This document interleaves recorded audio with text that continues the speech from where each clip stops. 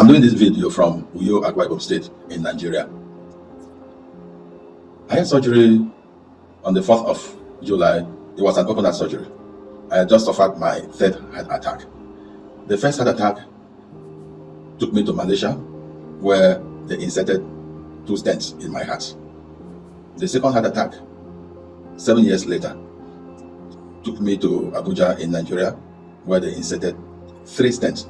Actually, stent is a pipe that is put in the heart to open the artery when there is a blockage. And for me, as at that point in time where I had the third heart attack, it was impossible to put another stent. There had no choice but to open up my chest, bring out my heart, stop my heart, and do what they call a bypass. Before the doctors did this, they called me and they told me, look, as we are going in now, it's 50-50. Put your house in order. Have you written your will? Prepare yourself, because this is a third heart attack. What we have seen there is going to be about 3 bypasses.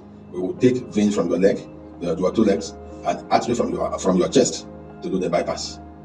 But behold, when I went in for that surgery on the 4th of July 2022, it was supposed to take 7 hours, but the surgery ended up taking 13 hours.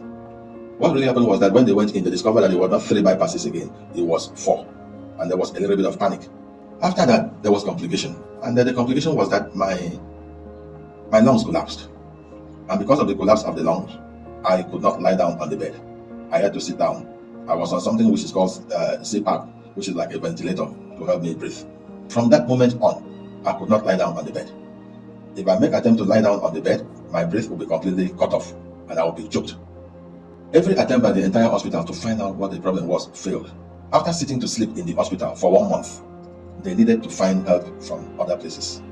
So I was moved from one hospital to the other. I went to the top 3 hospitals in Lagos.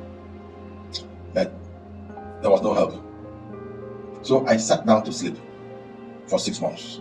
Luckily, we found a doctor who came from the US, whom they said was the best in this type of sickness. And he diagnosed diaphragmatic palsy. And he told me, well, there is nothing that can be done about it medically.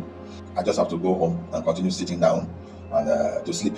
That what happened was that during the surgery, the nerve controlling my diaphragm was damaged. I must have to go for another surgery where the success was very, very doubtful. This was a very terrible thing and a terrible period in my life.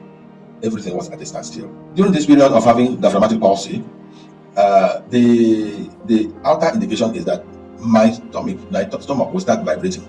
It will continue to vibrate, then it will stop and continue like that again.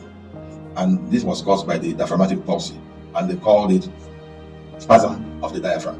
Monday, 28th of August, as usual, I have forgotten to say that I joined NSPPD prayer, a morning prayer, on February 2023.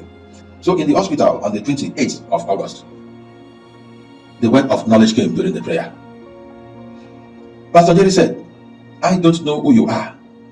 You are having spasm of the diaphragm. Spasm of the diaphragm. I don't know what this means. All I hear is spasms in your diaphragm. Spasms in your diaphragm. Spasms in your diaphragm.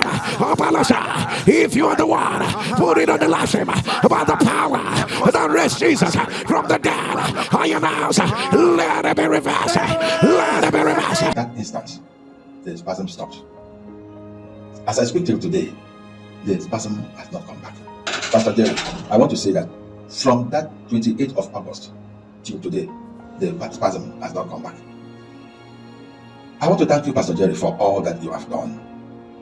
I want to thank the crew, the NSPPD crew, the pastors, Mama and all, Pastor Gudo, Pastor OK, for the support, for the sacrifice. I want to thank God for the oil on your head and pray that it should never, never run dry. Pastor Jerry, you were sent to this generation, a generation that has lost faith, a generation of unbelievers, the young ones, Pastor Jerry. The strange hand of God through this prayer is bringing them back to God. For us, the senior one, we are just enjoying what was meant for this generation.